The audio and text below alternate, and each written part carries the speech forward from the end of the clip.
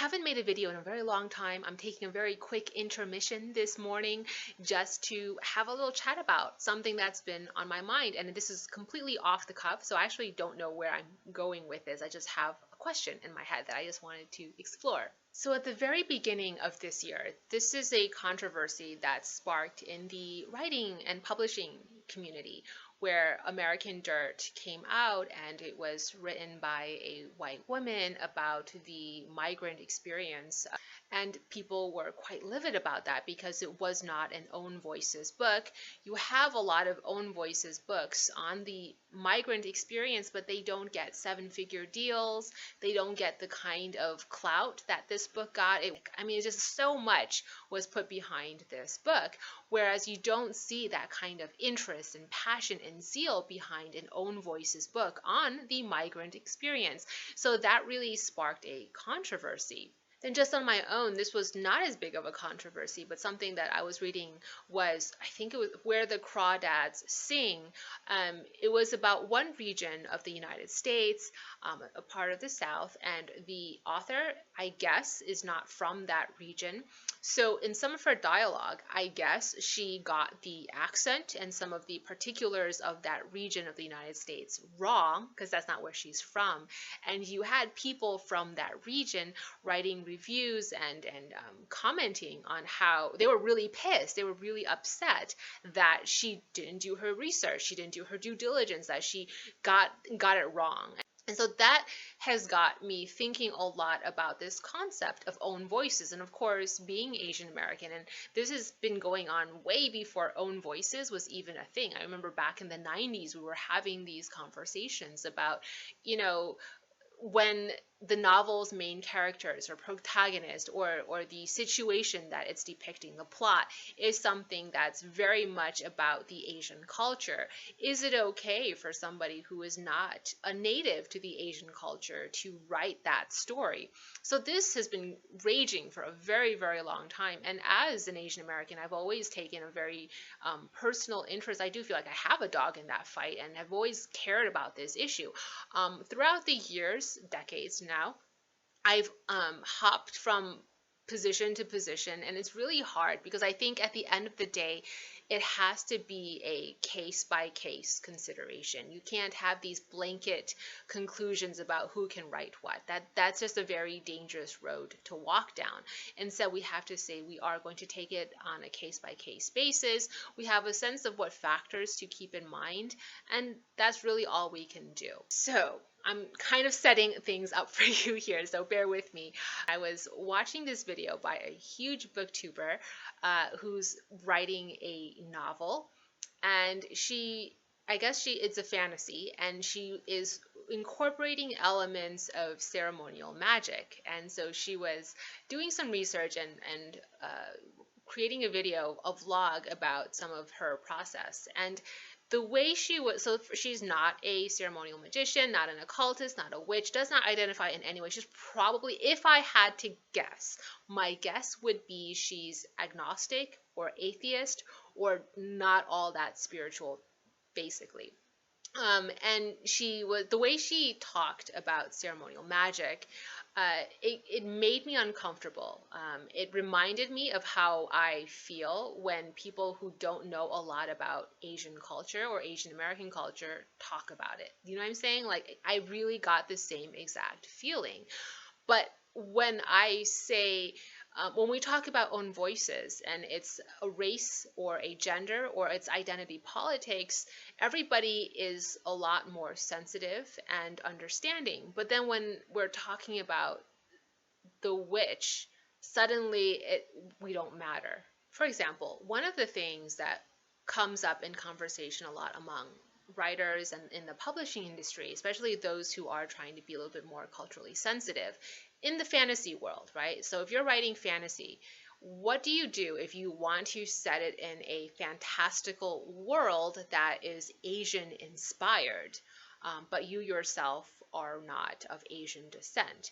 I don't think that's off limits. I definitely think that's something we should embrace and encourage, but with a lot of thoughtfulness. And you do need to do your research to show that you know your shit. I think when you show that you know your shit, then you can get away with a lot more when you start breaking the rules or being very creative. If you don't know what the fuck you're talking about and you're just making shit up off the cuff, I think that's when you start getting into trouble. Now, in the genre of fantasy, especially YA fantasy, what's really popular right now is witchcraft, witches. But I feel like a lot of the times, the way they portray it, paganism even, the way they portray it is often, I find, very insensitive to those who take the craft very, very seriously. And we don't give it the same weight that we give when we exoticize, romanticize, or exaggerate somebody's culture. We know that that's not something you want to do. But then we're okay when it's somebody's religion. But not even because we're not okay with doing that with Buddhism or Christianity or Islam, but we're okay with it when it's the craft. And I guess it's just so fascinating to me that you have these two popular trends going on at the same time, but they don't intersect.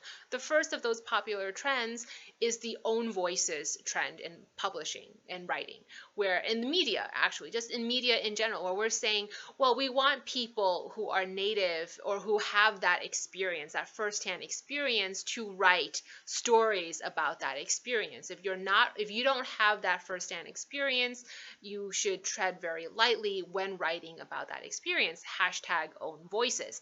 That's trending right now. The other thing trending is witchcraft. And yet, for some reason, we don't have that intersection of own voices and witchcraft, because witchcraft is a practice, a theology, a way of life, a culture that is something, a huge swath of, well, okay, not huge swath, but a good portion of the global community takes quite seriously. It is a culture, but for some reason we don't give it the same level of respect that we give other cultures. Is craft a culture? I would say yes, absolutely. And the reason I say that is I've mentioned before how, in terms of community, my identification and how I feel about the community of Asian Americans and the community of pagans, or maybe more specifically practitioners of the craft, occultists, I identify more with occultists than any other aspect of my identity. So somebody from a very different tradition, someone from a voodoo tradition, from a Peruvian tradition of folk magic, I identify more with them through my craft and my practice than I would somebody else who is Asian American who, doesn't practice the same things that I practice. And so in terms of the aspects and sections of my identity, the one that gives me the strongest bond of community are practitioners of the occult, no matter what their tradition is. They can be Wiccan, they can be Celtic folk magic, they can be all forms of European folk magic, they can be forms of African folk magic, but I connect better with that subgroup than I do any other subgroup. And I guess I'm just confused why this subgroup, this community and culture, doesn't have a seat at the own voices table. We're having these conversations about diversity and making sure people with firsthand experience and insight write the stories of those experiences and write the stories that forward those insights. You see that in every other intersection of identity, but we don't have that among the practitioners of craft. And I'm just curious why that is, why the witch community doesn't have a seat at that own voices table. I guess I'm really conflicted about this because I love consuming media that is witchy, and I don't want to say only actual practitioners of witchcraft should write those stories. Like, no way. Like, no, no, absolutely not. I really want as many people and as many creatives as possible writing witchy stories, and putting it out there because that's the kind of media I personally like to consume.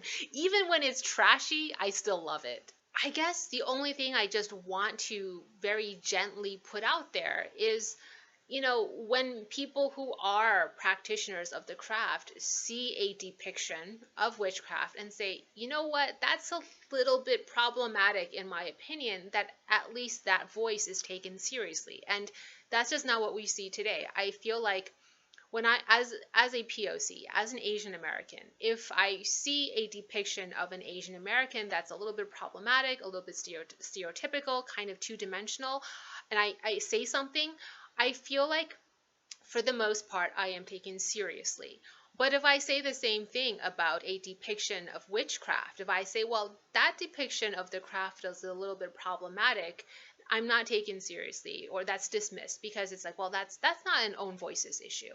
The main reason I wanted to pop on here during my little break is to present the question to you and gather your opinions and thoughts.